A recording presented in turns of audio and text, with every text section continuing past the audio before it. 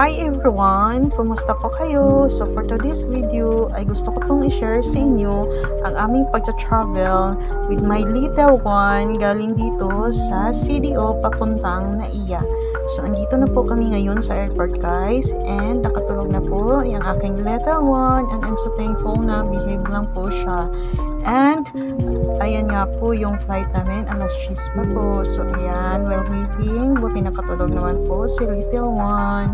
So ayan guys, at on board na po kami. Ayan, yung baby ko, nagising siya nung papasok na po kami. So ayan, on board na po kami.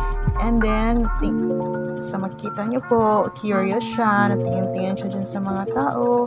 But sad to say na habang while taking off, ay grabe na yung pag-iiyak niya.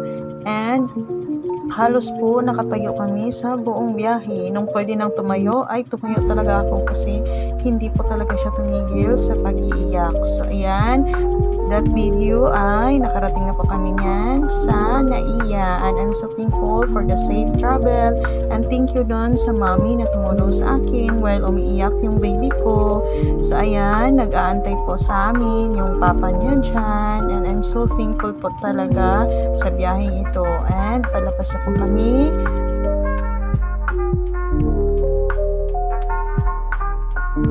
Yan, papunta na po kami sa papa niya. Ayan, nagkita na po talaga kami after 5 months.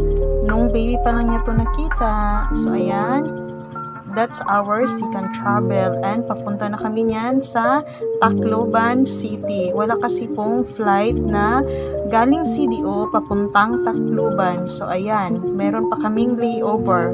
So parang inikot pa namin yung buong Pilipinas from Mindanao to Luzon to Visayas. So ayan guys, nakarating na kami ng Tacloban Airport. I'm so thankful for our safe travel and dapat po talaga ay ready tayo kung mag-travel tayo with our little one kasi di natin alam na darating pala yung time na grabe talaga yung iyak niya. It's his first time po talaga na nag-iiyak. So ayan na siya, nakatulog na siya and he is in a good mood na during that time. And thank you Lord for our safe travel. Nakarating kami ng safety